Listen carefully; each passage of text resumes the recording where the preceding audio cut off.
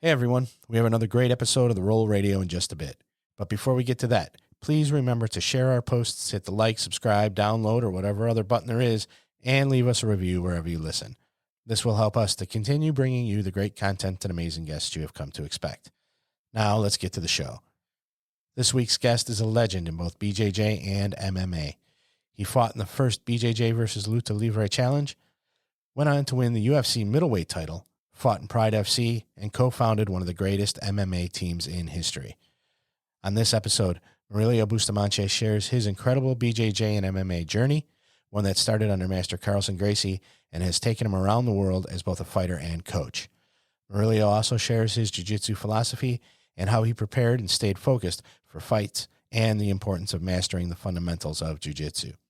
Here's the Roll Radio with Brazilian national champion, world champion, UFC middleweight champion, and co-founder of Brazilian Top Team, Murilo Bustamante.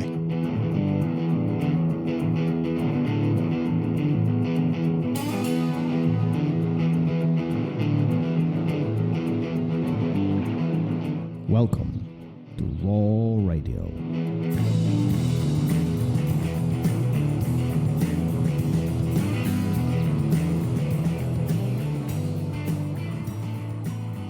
And we're live. Gary, how are you? I'm wonderful. We have another phenomenal episode ahead of us. Yeah, I think so. We have another great guest who, like I said yesterday, we have another legend in the house. This is amazing.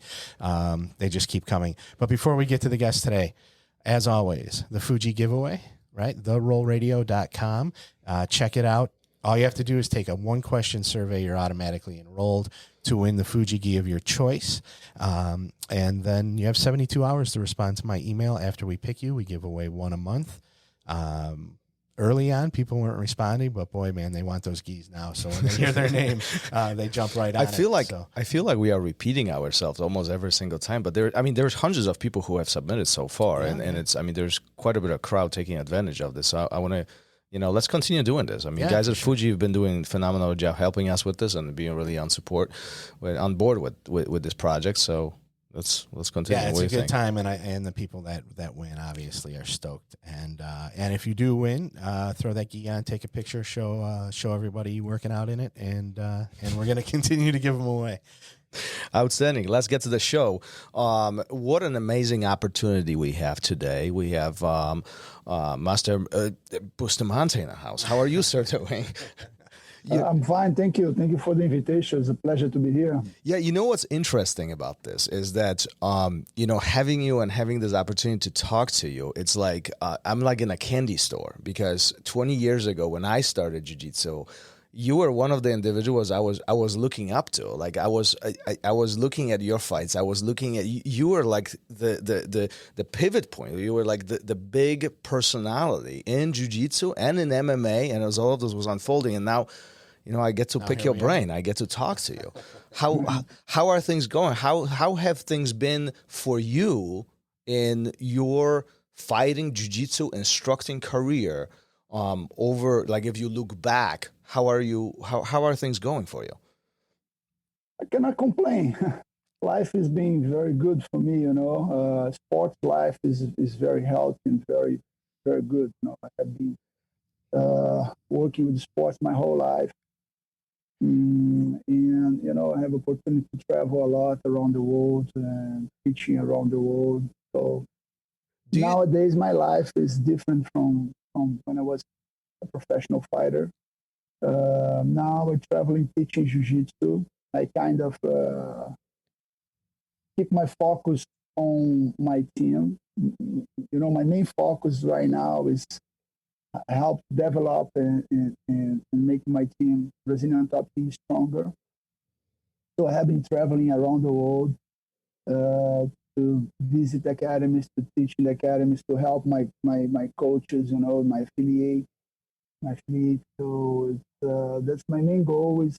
Is a little bit different time when I was a professional fighter and when I was a coach. So I'm not coaching anymore as a professional, not coaching professional fighters anymore. I kind of retired. So just taking care of the business in general and teaching kids class and some private class, group class. So I'm teaching more than I used to do before. Do you enjoy teaching? I enjoy. I have been doing this for the last 33 years of my life. So, If you didn't enjoy it, that would not be a good thing.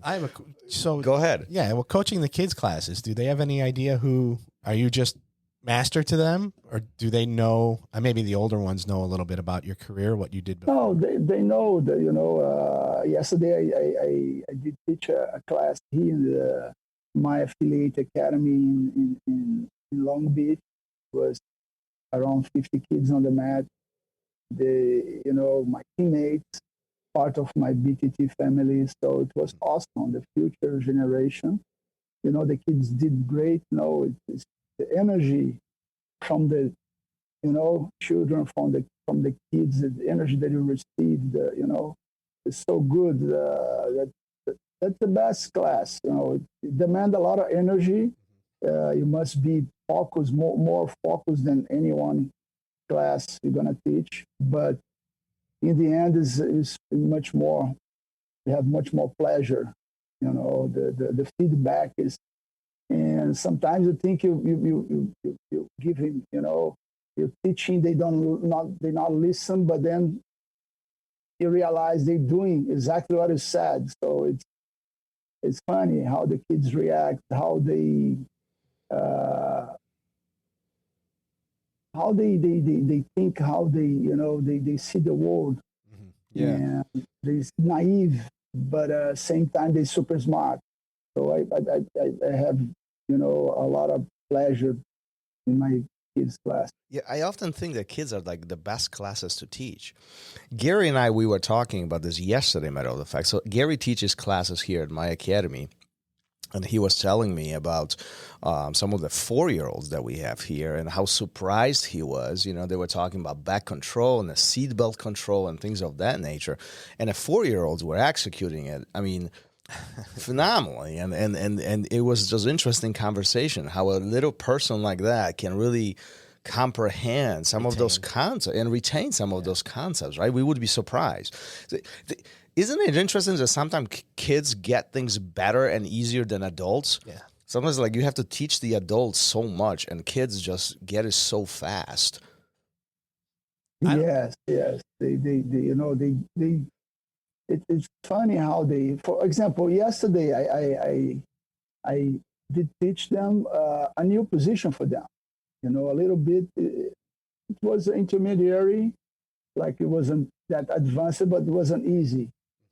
It was the first time they did the position. So from the white belt, beginners I kind of pushed the limit a little bit in the class. And I saw the response was awesome. How they understood and how they did the position. And, you can see clearly that they're gonna help develop the game in the future. Jiu-Jitsu always being developed for the next generations. Of course, the basic is gonna be what's gonna make. I believe that what's gonna make your Jiu-Jitsu solid is the basic, the fundamentals. But what kids gonna create in the future, is unlimited. Hopefully we can sit back and we can relax. We can watch them, right? That's kind of the goal. I don't want to have to roll with them. 16, 17. I won't be rolling. I think so. Listen, let's go back a little bit. Let's go back to the very beginning. How did things start for you? Why did you start jiu-jitsu? Where this deep passion for fighting and jiu-jitsu, self-defense, where did that all start for you? Man, I can tell you that jiu-jitsu in my life was kind of accident. So I just followed my older brother's path. So they were already training in Carlson Gracie Academy, and they were surfers as well. And then I was, the difference between me and my older brothers was kind of 10 years. So I was a kid with 10 years old, and they took me to to the academy, and then I start running and playing, bothering people, and then I kind of used to deal with the environment, and then I like to return and do the same that my older brother was doing. And then I start surfing first, and then later I start training jiu-jitsu. And probably because I was a kind of insecure and very shy kid, I stick with jiu-jitsu, it helped me it gave me more self-confidence, and helped me to deal with my own personality, made me strong taking time, and I could prove myself when I started to compete. So I kind of became addicted to the competitions. I since the beginning, I had very good results. I was a very, natural competitor because of my personality. And then I couldn't quit anymore. So I started teaching jiu-jitsu to pay my studies in university. I graduated in economics, but I never worked with, I never. So it was good to be in university, study. But my life was about sport. So in the end of my studies, I already knew that my way would be the jiu-jitsu way. So then I can say that, and then I became a professional fighter, MMA. I think, a Vale Tudo professional fighter as an accident as well. I never. Hold on, before we get there, I want to ask you, how old were you when you started jiu-jitsu? Like, before we get to the fighting part, how old were you when you started, like with your brothers? I was 10 to 11, 10 and a half. Was it your idea to start jiu-jitsu, or did your brothers kind of pulled you into that? Well, it was kind of the natural way to the kid, to the, younger kid of the family, follow the same path of their older brothers. So, I wanted to do what my brothers did. So then I followed the same, the same sport that they were doing at the time, surfing and jiu-jitsu. It was natural for me. So then your competition kind of starts. You get really involved in that, and then that progresses into, your fighting career, right? Fighter, yeah. I like surfing. I like to compete in surf, and so the jiu-jitsu was kind of something I used to do, but not like, like comparing before and after my first competition. So after my first competition, my mind changed about jiu-jitsu. I kind of became addicted to the competition. So it was something that I kind of found myself. I was good. I was very good competing. So I realized, being a shy kid and very insecure, that I was doing something good in my life. So I was a good surfer. When I was a kid, I could surf well daily, but I didn't compete well. I was, believe it or not, I was more nervous competing in surfing than in jiu-jitsu. Jiu-jitsu, was easier for me. I don't know why. It's just about me and my opponent. And it was a fighting. I should be more nervous, but I was calmer comparing.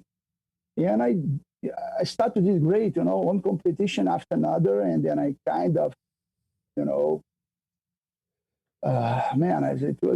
it changed, it helped me a lot to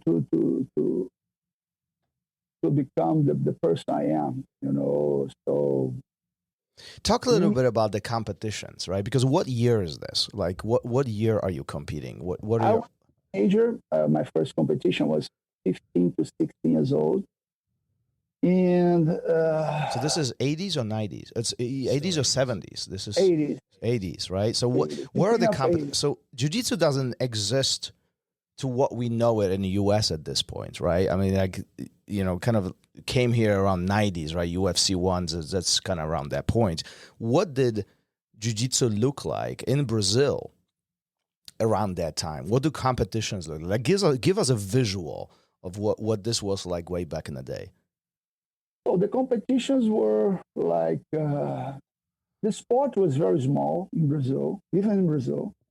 The capital of jiu-jitsu was the Rio de Janeiro, Rio. the city I born and raised. And the tournaments were kind of like the nationals. I went last weekend in Las Vegas. But imagine everybody sitting around the mat to watch the fight. You know, people were so close that if you give a takedown your opponent, you're gonna fall over people around the mat. So it was completely different than nowadays. You know, the organization was very amateur. Was everything in the beginning very amateur. So we take it long. We spend the whole day in the arena. The fights take longer between them. Like sometimes you fight in the morning, then the evening. Yeah. So it was completely masked. But did everybody compete? Did everybody compete? Was a competition a big event, or was it more only for people who? Yes, for the athletes involved, for the academies at the time, it was a very big rivalry. Among the academies. So Carlson Gracie was the black sheep academy. I was all the Gracie academies against Carlson Gracie Academy. So, but the relationship among the fighters and the athletes was good, but the competition was very hard. We didn't have a bad blood between teams, but it was the rivalry was, a strong and very hard. The competitions was people cheering and screaming, yellow, and was a big arena. It's like a coliseum, a small coliseum, So that's a lot of adrenaline, a lot of emotions, because it was more than a sport involved. It was, it was something among the coaches, the Gracie coaches at the time. So rivalry, among them, and they passed for the students. Yeah, but in the end, it was good because make the competition real. And for example, just one example, how it helped me when I started fighting as a professional. My first professional fight as an MMA was against Luta Livre. Mm-hmm. I have no experience in Vale Tudo fight. So when I was there to fighting, and when I stepped on the ring at the time, I wasn't nervous at all. I was completely calm. So it was a lot because I used to deal with emotion when I was competing, strong emotion when I was competing Jiu-Jitsu, because of the rivalry and the way people, the behavior of the crowd in the arena. They weren't aggressive, but they were, kind of, how can I explain that in English? Is a lot of emotions, So the kind of Brazilian way. So to cheering, to scream. So you mentioned that you mentioned when you get into the ring for the first time, you have no experience of Vale Tudo. So you have only Jiu-Jitsu experience at this point when you get into the first fight? Yes, as a fighter, yes. But I had a camp, 4 months of camp with Carlson that, gave me all information I needed to fight. So my coach at the time prepared the whole team very well. So Carlson was expert, in Vale Tudo. He had fought so many times, and it was easy for him because the team he was training was the top of the black belts at the time. Yeah. So he pinched the best black belts at the time to train. So it's easier than you train like good competitors already in one discipline of martial art. So, and then the camp was 4 months training hard every day. Explain what does training hard mean?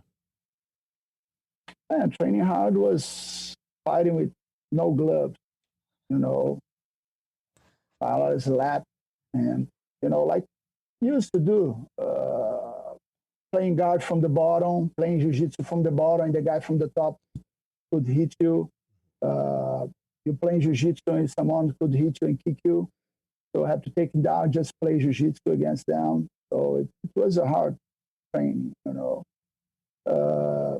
The physical training wasn't so developed at the time, like nowadays, you know. The physical training is much more advanced than before. But Carlson, he knew everything by practicing, you know what I mean? He lived his life for so long that he didn't study physical training, but he knew how to prepare for fight. And then he did his job that, you know, that the whole team make the homework very well. So the fact that I was very confident and I knew I had made the homework very well. I did the homework very well at the time. How did you do homework? So like now we have internet, we have phones, you know, even now we are talking you on the set, you're 1,000 miles away, you know, and it's so easy to do a lot of this. But way back in the Brazil, none of that existed. I mean, there was no access to the information. How do you do homework back then about your opponent? The homework that I telling is the homework of the training camp, you know. So the training camp, yeah. So the training camp was so hard, and everybody left their best at the training. And the fighters from different teams, they came to help us at the time. So I used to train with guys that were my competitors, my opponents in jiu-jitsu tournaments, but they come to train with me to help me. So they wouldn't be easy. They would push me, and they pushed me at the time. It made me better.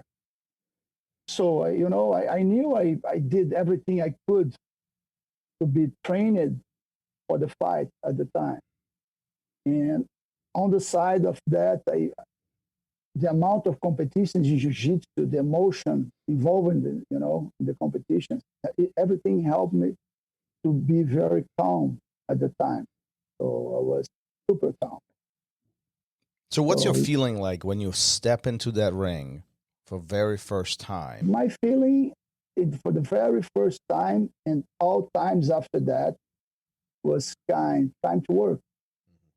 Only that. So this was just work for you. There was no. Yeah, it was just no anxiety, no. Yeah, it's a mix of feelings, but the time that I in the ring, I have no feeling at all. Certain fights, I look at my opponent across the cage in the ring. The guy was looking furious and mean, and then I thought, like, man, something goes wrong here tonight, because I'm not feeling anything. This guy wants to kill me. What's gonna happen? And then I start to fight, and everything flows. So, just my training just helped me. So it's not about feelings; it's about training. Because feelings bother in the end. If you got angry, if you got emotional, if you got, doesn't matter how you kind of feeling that you carry for the fight, you're gonna bother. It isn't good. If somebody punch you during the fight and then you got mad and want to punch him back, it's already bad for your game, because you won't think if it's the right time to punch back. So what you're saying is essentially is that all the work is taking place when you're getting ready, but when you are in the ring and you are in that moment, now is just time to execute. There's no time to think. There's no time to be upset or happy. None of this. You're just there to work, do your job, and be done. Exactly. That's it. No personal feelings. No nothing. Nothing can cannot let bother your thought. Your thoughts must be clear, completely clear. It's like a game. You have to think as a game. So I carried this for my career, and it helped me a lot, so I could pass moments, very hard moments when I was being beaten, and I was there, receiving some punches, and then playing, thinking, my time is coming, I have to react, I have to do this, but I wasn't ever like, oh my God, this guy is punching me, I'm in a hard situation, and what should I do? it never passed on my mind. I was kind of thinking my time is gonna come. I'm gonna kill this guy. I know I'm ready. I have to work. So I could manage because fighting an opponent at the same level that you is not about to smash him and beat him the whole fight. So back and forth. You have your moments. The opponent has his moments. So it will be a hard fight. Yeah, and that's so how you. Then Well, I was just going to say that's how emotions. you were in jiu-jitsu too, though, right? It's just some people are naturally that way, and you were in jiu-jitsu competitions. You were that way, and it just carried over to the professional fights. When you did that first Lucha Libre fight, was there any pressure? Like, you're representing jiu-jitsu at that point. You're not just representing yourself or even your team, right? You're representing the whole art. Did you guys, we just had the general on yesterday or on our last podcast, and we didn't even get to talk to him about this. So for you, was the team feeling pressure that now you're representing all of BJJ, not just, the Carlson Gracie team? Yes, it was a lot of pressure. It was a lot of pressure over the, beginners fighters in Vale Tudo. Mm-hmm. But the fact is that we didn't feel the pressure, a lot because Carlson could manage that. He was, he had a lot of experience to manage he played with the mind of his fighter. He didn't let us think too much about the opponent, like as somebody that are gonna, how can I explain that? What do you mean by that? He played with their minds. Give us an example. Like, how did he set them for success? Because he was huge about these talks, and sometimes there was a big deal, and he's like, yeah, and sometimes there was nothing, and he just pushed. He put fire into just you. One example, okay? Just one little example of what I'm saying. I was going to fight Jerry Bolander in Brazil, 1997. Jerry Bolander was the middleweight guy at the UFC. So he accepted to fight me in Brazil. He's a super good fighter and very tough opponent and brave to go to Brazil, a third world country, to fight a undefeated jiu-jitsu fighter. I was me. And before the fight, during the camp, I was like, hey, Carlson, I have a tape with best moments of Jerry Bolander. Hey, Carlson, let's gonna watch his fights, and let's gonna develop a game, a strategy for this fight. And Carlson was kind of, what? Are you afraid? Come on, man. Are you afraid to fight this guy? Oh my God, this guy's afraid. And he was kind of teasing me all the time, and he didn't let me watch the fight, but he watched the fight, but he was preparing. He didn't let the fighters think about the opponent. Did they make it easier?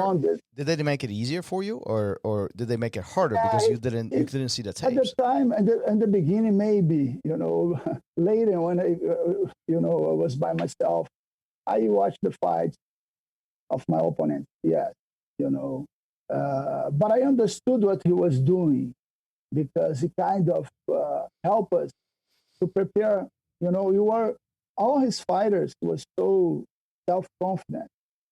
So the way that he does that was, it was his own way, particular way. It wasn't the kind of, how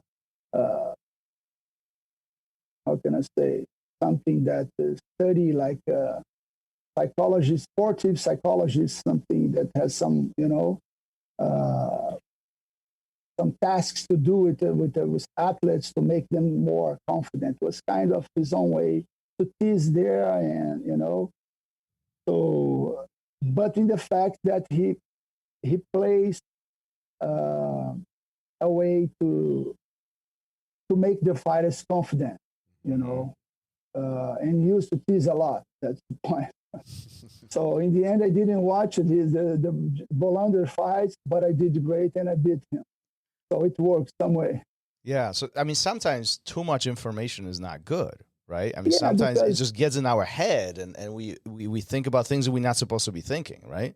I think talking about myself, it didn't change that much for me because I had something personal that I was always very confident for my fight.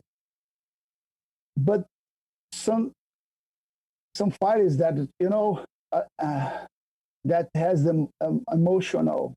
You can see that some fighters they when they're not good emotionally, they don't go well in their fight. So depend of a lot of their minds, how they are at the moment. Yeah. So, but I had I don't know, it's because of the way I was, raised. Uh, I don't know, it's something personal that made me very calm, in all my fight.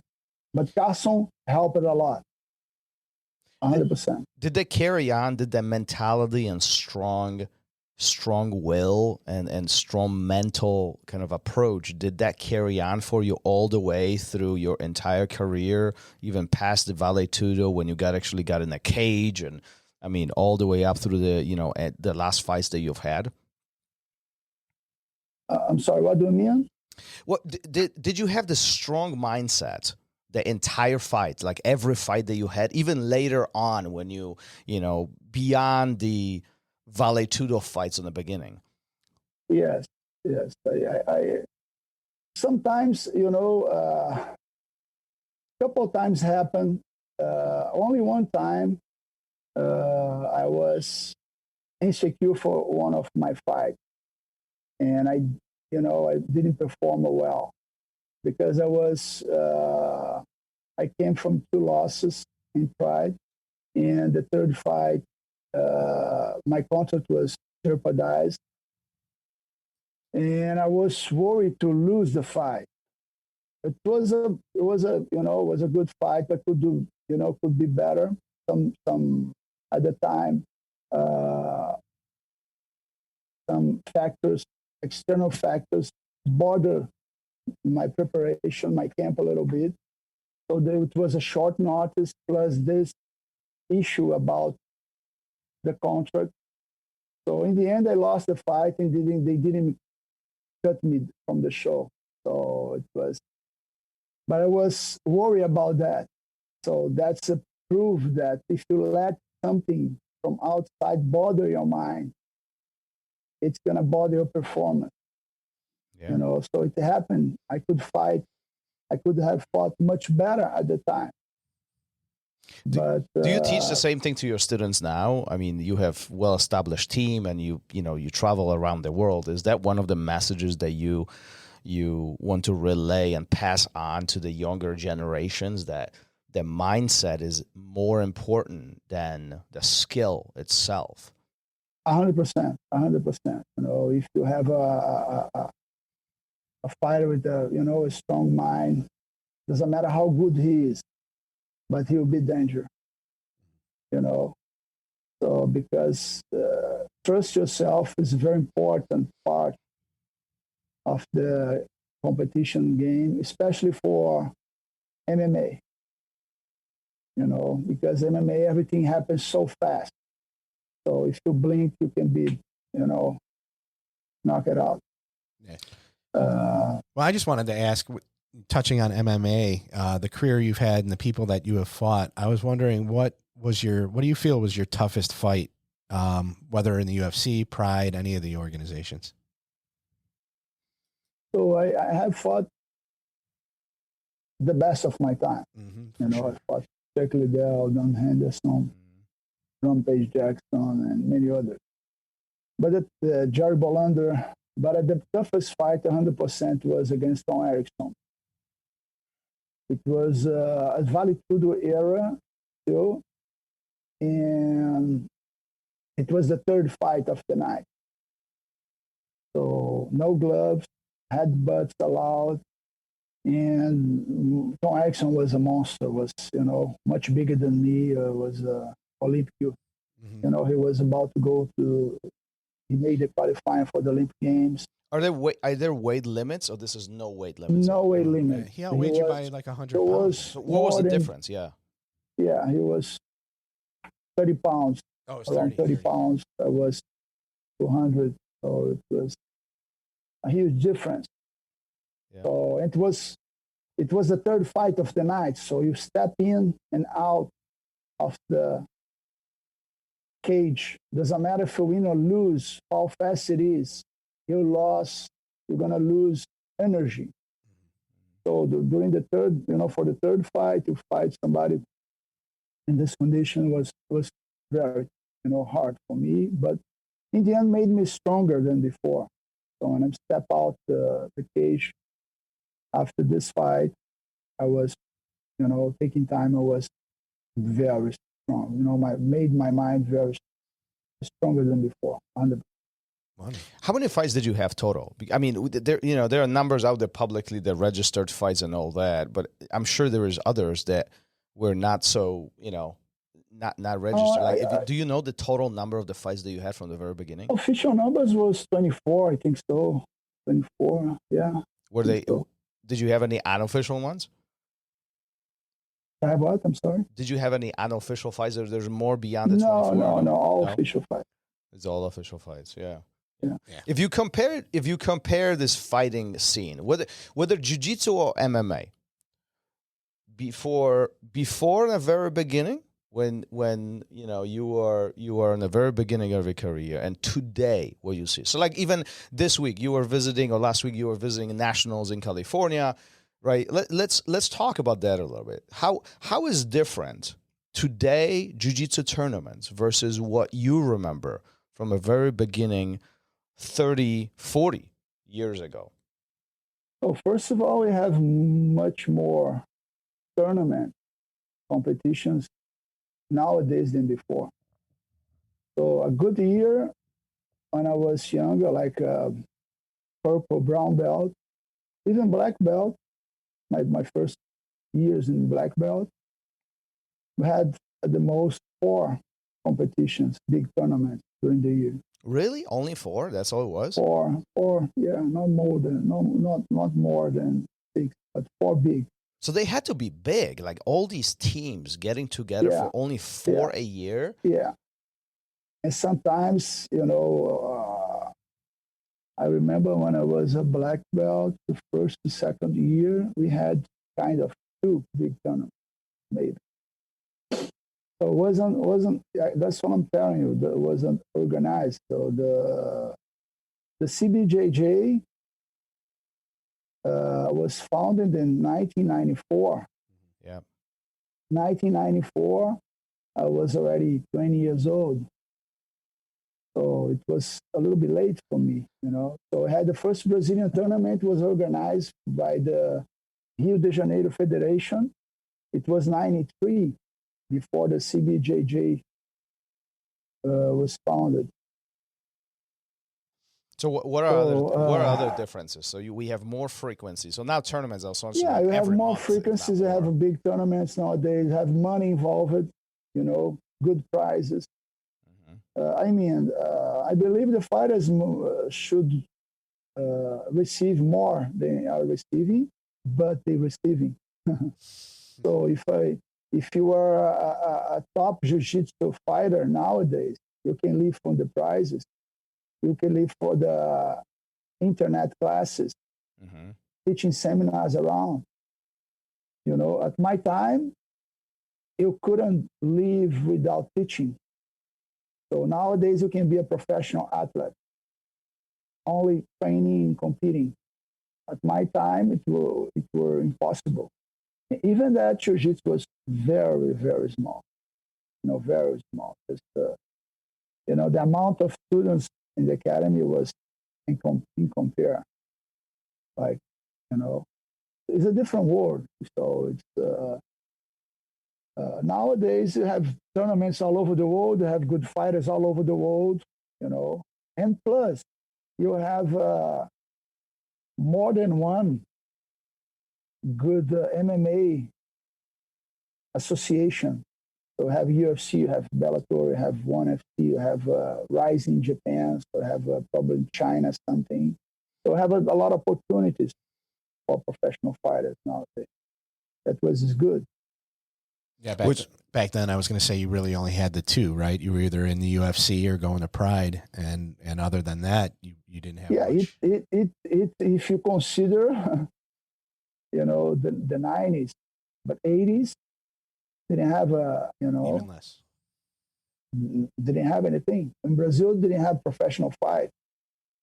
So let me ask you this: what did all these black belts do? So like, I mean, you have a lot of passion for jiu-jitsu and for fighting, and you want to be a fighter. You're actually good at it, right? But you can't make money on it. So how did these fighters make money? I'm talking about like 80s or 70s, like way back before these organizations were established. Yeah, they were amateurs. All of them didn't have that's what I'm saying. Didn't have a professional athletes at the time. All of them, they had their own jobs. Or in my case, when I was start teaching, I live in my mom's house. I was around 20s, so I was still living with my parents' house, and I chose a job that even if I didn't receive money, I would be happy. Fortunately, the market changed, and I could make some money. But it was a passion, at my time was just a passion. So I couldn't quit Jiu-Jitsu. So I didn't know what I'm going to do. I didn't know the future, if I could, help my family with the amount I was doing. Probably I will have to find another job to help, because only teaching Jiu-Jitsu wasn't, enough to make enough money to survive, to pay the bills, the monthly bills. But then Jiu-Jitsu changed in the world. So and a lot of fighters from my generation, I mean, not a lot, but the fighters from my generation that changed from Jiu-Jitsu, it was my case, to be a professional fighters in Vale Tudo. It was a lot because they didn't have money involved in Jiu-Jitsu. So we were making a professional preparation, professional camp, to get a medal as a prize, and no sponsor at all, no sponsorship. That's some real dedication. Well, but at the same time, if without you guys, without your generation, we wouldn't be where we are today. Like, this all has to start somewhere, right? And somebody has to start. And I think, like, even though the compensation wasn't there, you guys are the founders of a lot of what we see today. And I think that's what's really underestimated today. A lot of people, even today, maybe they complain that they are not getting paid enough and all these. But when you look at you guys got paid zero. Yeah. Don't misunderstand me. I'm not complaining about what I did. I didn't have money involved. I would do everything again. Yeah. That's the way I choose, the way of my life.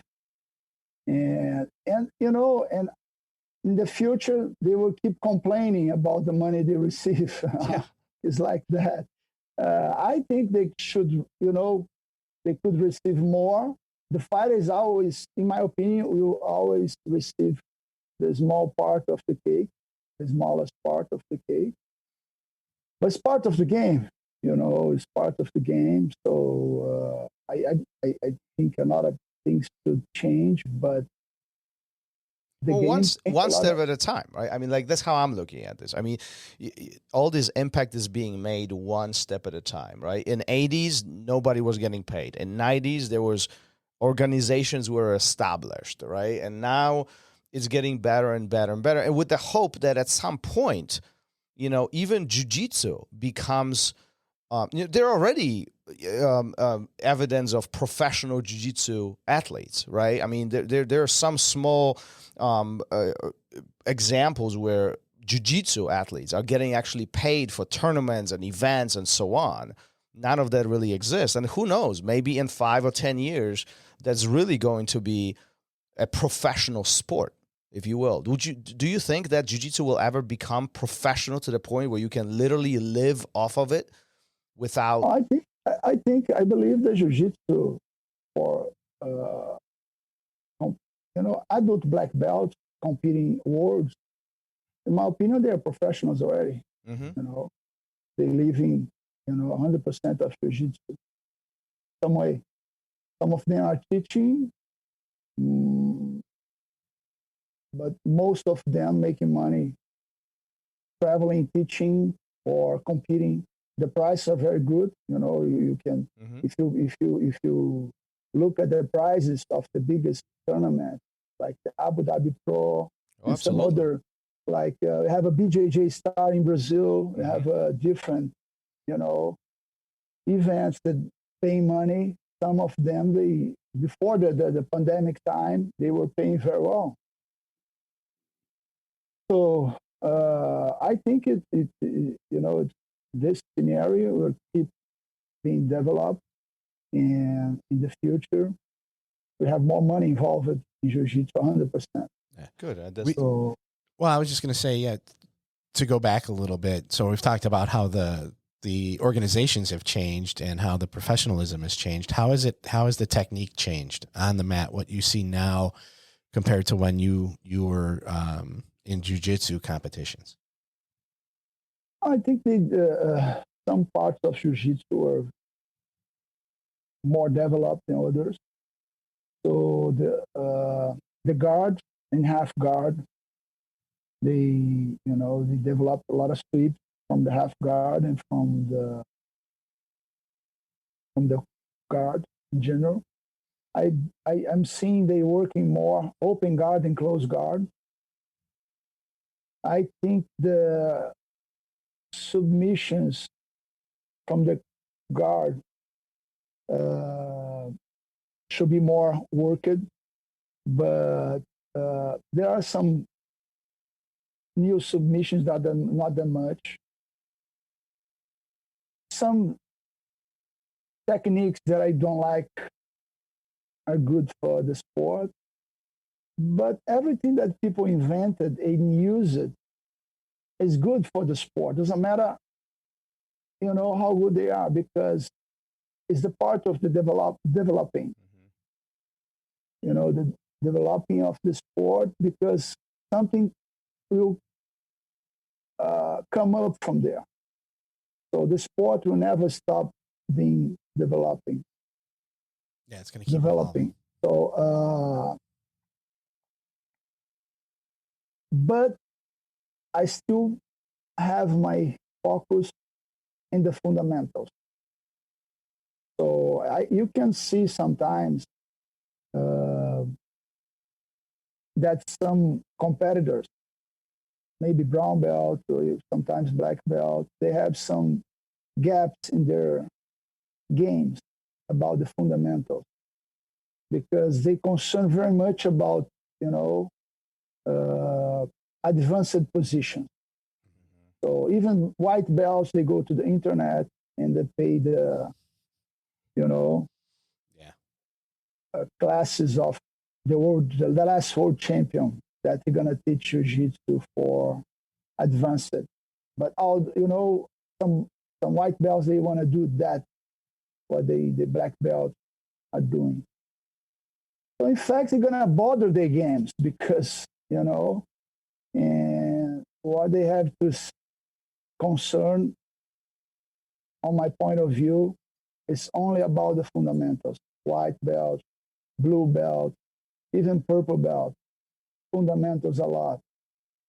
And some not much advanced positions, but the easiest one, the easier one.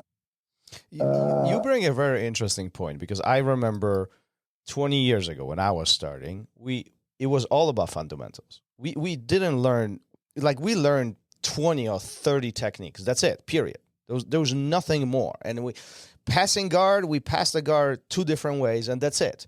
And it was very grinding and over and over, and we repeated the same thing. But we knew that we had it down. Like it was perfect. We were working on these same techniques over and over. Where today, I think there's so much that even a beginner, a white belt or a blue belt, like they learn so many different things, but they don't have it mastered. They don't have, they don't do it, you know, there is room to improve. They could get better at this. What do you think? Exactly. You know, too much information available. Mm-hmm. We have at least, I don't know how much video classes in the internet. Everybody does, even white belt. Everybody teaching something, getting famous in YouTube. Everybody has his own channel. So a lot of information. But if the white belt, the beginner, he doesn't have a direction from his coach, he doesn't have a coach, if he doesn't go to the academy to have a professional in charge to teach him, a good professional, a good coach, you know, he kind of being running after tail because he won't be the same place. It's going to take longer to develop. Yeah, I think people spread themselves too thin, trying to learn everything instead of focusing on a few things. Even, you know, like me recently working on Spider Guard, I'm like, I'm done with it. I don't want to do it anymore, but I know I have so much more to go, right? So I got to get my mind straight and be like, no, stick with it. Don't give up. Don't move on to something else.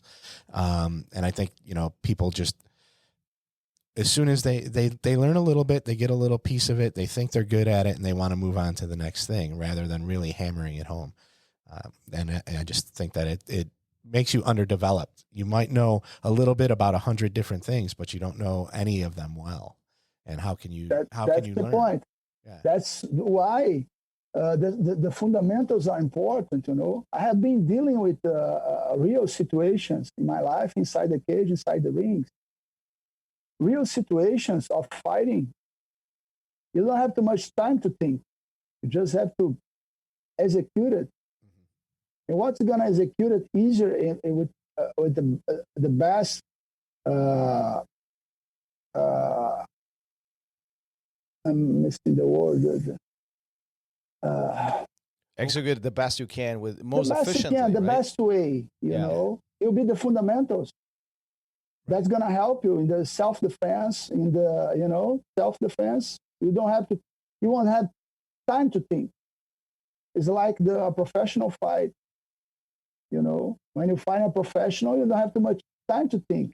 Mm-hmm. You just have to react.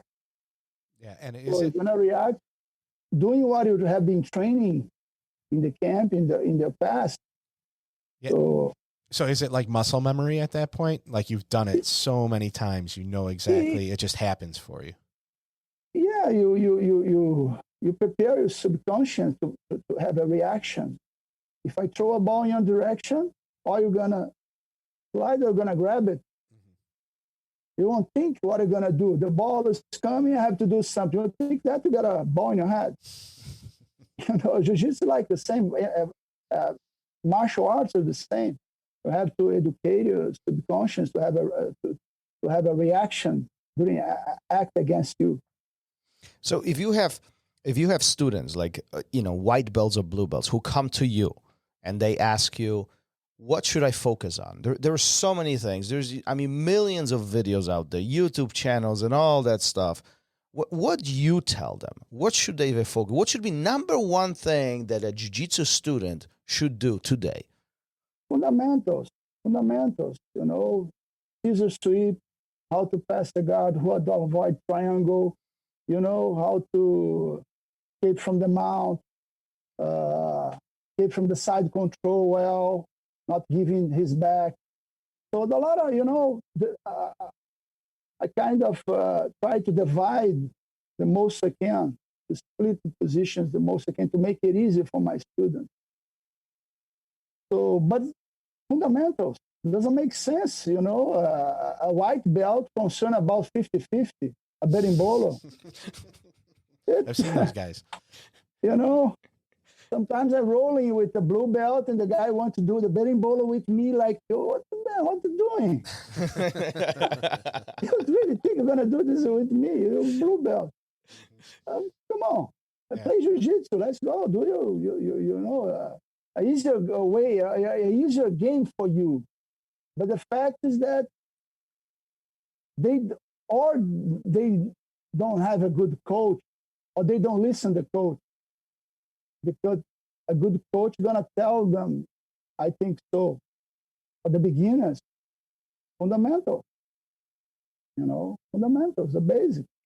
That's the interesting thing. I think if the beginning it might seem or might feel very boring, right? Because fundamentals, you have to repeat them so many times. You have to understand, and let's be honest. Like, some of the fundamentals are just not exciting. Some of them are not. Yeah, but depending how you teach. For example, that's true. How I used to teach fundamentals in guard, I make a pyramid. Like, I always add a fundamental position.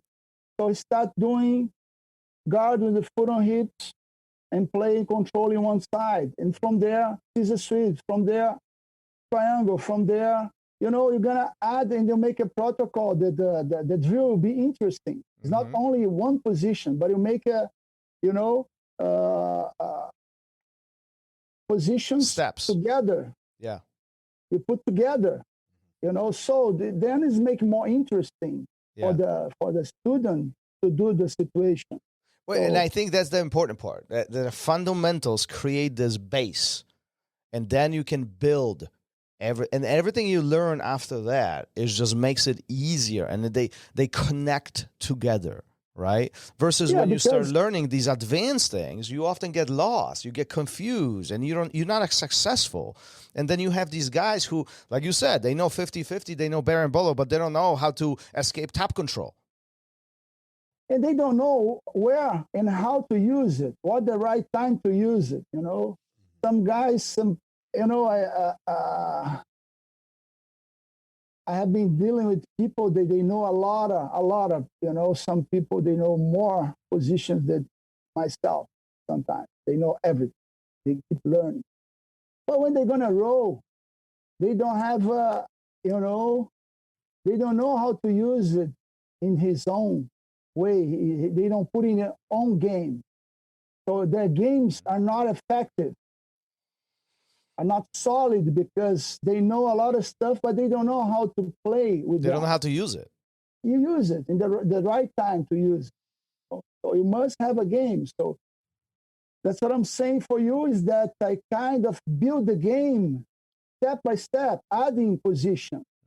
So now you know scissor sweep. Okay, let's move on.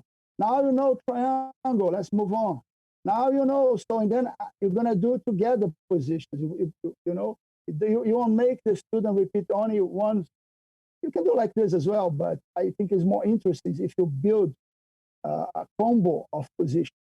So you're gonna sweep, you're gonna mount, you're gonna submit, and you're gonna do this new submission. You're gonna do this.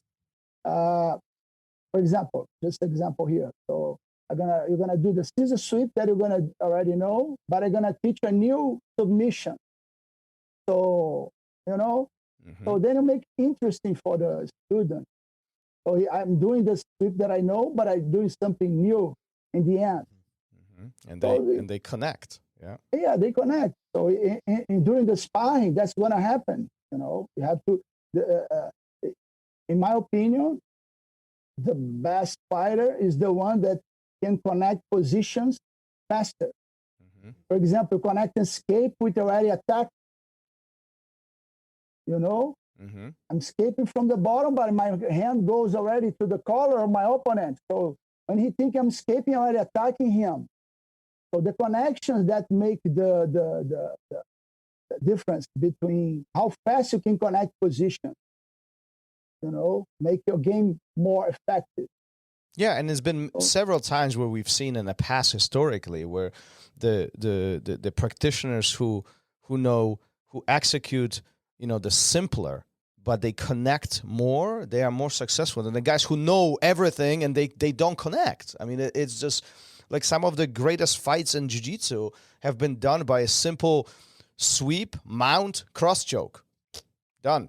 Like, yeah, I mean, if you look, for example, if you're passing guard, but you're already looking for the position you're gonna do for submit. So you're looking for already when you arrive, you already your hand is already inside the collar.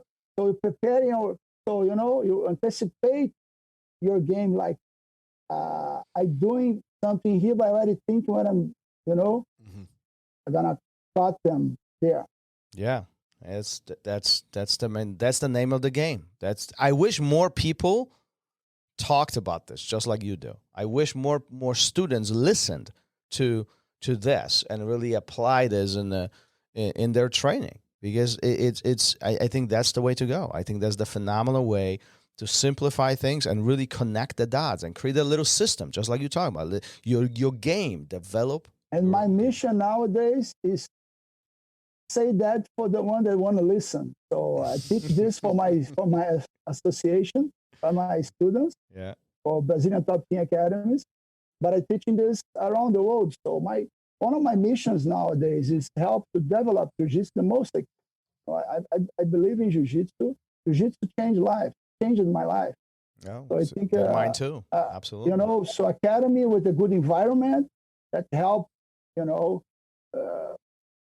It's not all about techniques. The academy, the martial arts, about the philosophy, is about the values that you're going to learn. They're going to pass for your students. The students going to learn inside the relationship, the teamwork, a lot of things involved. They're going to, help the individual, the student to become a better human being. Yeah. That the martial arts can help people a lot. I believe that. I'm an example of that.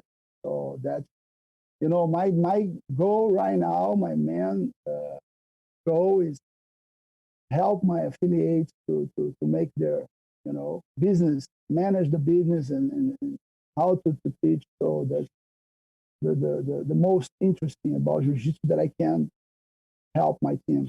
Yeah, and pass on the information that you learned over the years and all the experience that you have. I mean, there's really not many people like you who have so much experience on the mat and in the cage and just being surrounded in this, great world of jiu-jitsu that we are all sharing today. I mean, that's phenomenal. That's amazing. Thank you. Before we wrap this up, what we do at the end of every episode, Gary has 5 very quick questions for you. And some of them are funny, some of them are more serious. But tell us what you think, the first thing that comes to your mind as we go through this, and we're going to wrap up this conversation shortly after that. Yeah, so I know you were following in your brother's footsteps, but what was it like for you the first time you stepped on the mat and actually to take a class? I was a kid, I don't remember that much, but it was about self-defense. Most of the techniques was self-defense. So some academies, they don't care about self-defense anymore. What I believe is a mistake. So I think self-defense is, very important for beginners, for everybody, but especially for beginners. But the first classes that I attend was a lot about self-defense. Great. Through everything you've been through, your career, building the teams, what has been your most rewarding achievement? Wow. It's hard. It doesn't have to be jiu-jitsu or fighting. Could be personal life too. anything. What do you think is the biggest thing that you achieved in your life? To be a father. To be a father. Believe it or not, a lot of our guests say the same thing, and I think fatherhood is so amazing. It's not easy, Okay, let me ask you this. What's easier, fighting or being a father? Fighting. Doesn't have a manual, how to teach the kids, so it's... Yeah, and you don't have a coach telling you what to do either, right? Yeah. Telling you you're doing something wrong. I think out of all the people we've talked to who have children, only 1 or 2 have picked something, in fighting or jiu-jitsu or business. It's almost always the kids, almost always. Yeah. Have you ever wanted to quit? About what? Jiu-jitsu or fighting? I mean, I know there was a time to retire, but throughout your career, was there ever a time where you just wanted to quit? You said, it wasn't for me, I'm done. About the fight life or about a professional fight? Either professional fighting or jiu-jitsu. No, professional fighting, it was 2006. I had an injury in my elbow. My elbow was sore, and it was hurting so much that I was thinking to quit. My training wasn't fun anymore. It was too much pain. And I was training for the first fight for the Pride Middleweight Grand Prix in 2006. My camp was very uncomfortable, very, very uncomfortable. And I was thinking about to quit after this fight. And I got a surgery, and then my elbow could, I could recover. But at the time, if it didn't work, I don't know if I keep doing this, keep fighting as a professional, because the training was so painful, a lot of pain. Yeah, injuries are never easy. Those are the hardest probably moments that any professional athlete goes through and has to face at some point of time. Only lucky ones avoid those, and those are the hard spots. I believe that the professional fighters, they used to deal, professional athletes, they used to deal with pain, I used to do, I think my limit for the pain is pretty high, but it was very uncomfortable. So when I bend I was kind of boxing, my spine was kind of, I take my left arm from the way, because when somebody punched my arm and my arm bent like this, was so much pain, that it was very uncomfortable. I couldn't train wrestling proper, boxing proper, so it was more than the usual. So that's why. All right. Describe your feelings when you received your black belt. I was happy, it was. Did you know it was coming, or was it a surprise? It was a kind of. Carlson gave me the black belt when I started to teach in Jiu Jitsu, because already, Carlson used to hold the competitors, his students, in the belt for longer than they, I believe he should, because he was thinking about results. If you were a very good competitor, you were a champion of division, you're only going to change for the next belt, the next level, if the competitor from the belt over you, the same division, move away. If you move on, then you move on to the next belt. It was kind of like that. So, and then when I was a brown belt, didn't have too much black belt competitors at the academy. And as a brown belt, I spent 1 year in brown belt, and I beat all the tournaments. It was 1 year. I won 4 tournaments very well. All my opponents moved to the black belt. And I was the one to be the black belt at the academy. The black belts, as I told you, most of them, they were amateurs. So they kind of living their lives and paying the bills. So didn't have too much black belts at the time. So it was natural for me to get graduated. I was expecting that, so it was something very natural. Was that exciting moment for you? You win a tournament and your coach give you a black belt in the podium, kind of, unfortunately, it wasn't like that, but it was cool as well. All right. And then speaking of belts, do you wash your belt? That's the funny one. No, not at all. Never. Why? Is it the superstitious reasons or your own reasons? No, I think it's, if you wash your belt, you won't take longer. So I like to keep the belts the most I can. Okay. All right. Yeah, it lasts longer that way. Huh? That's why Thomas doesn't wash his T-shirts. Master Murilo, thank you for being here. Thank you for having this great conversation, sharing all the great stories, sharing all the wisdom, sharing all your thoughts with us today. Where can people find you? If students or practitioners want to find you and maybe connect you with your social media, are you on social media? Yes, my social media is Murilo Bustamante, Instagram. So I'm living in Brazil, still living in Brazil, but I'm traveling around a lot, teaching and visiting academies. So this Saturday I'll teach a seminar in Brazilian Top Team Orange County. Next week, I'll be in Florida visiting my affiliates there. So I used to travel a lot during the year. Unfortunately, the last 1.5 years, we were almost 1.5 years, right? So because of the COVID issue, it wasn't easy to travel. So now life back in normal. I think second semester will be much easier. But I live in Brazil. If people want to contact me, can contact me by the social media. Easy to reach me there. Great. Outstanding. All right, well, let's wrap this up for today. Once again, thank you for being here. Thank you for talking to us. Thank you for taking your time. And I know you're going back home soon in a couple of weeks, so have a safe trip. And hopefully we'll get to catch up with you soon. I hope so. Thank you so much. Thank you. I appreciate it. Thank you for listening to Raw Radio. If you enjoyed the show, don't forget to leave us a review and help us make the show even more amazing. For future episodes, check out our website and follow us on all major podcast platforms. Take care.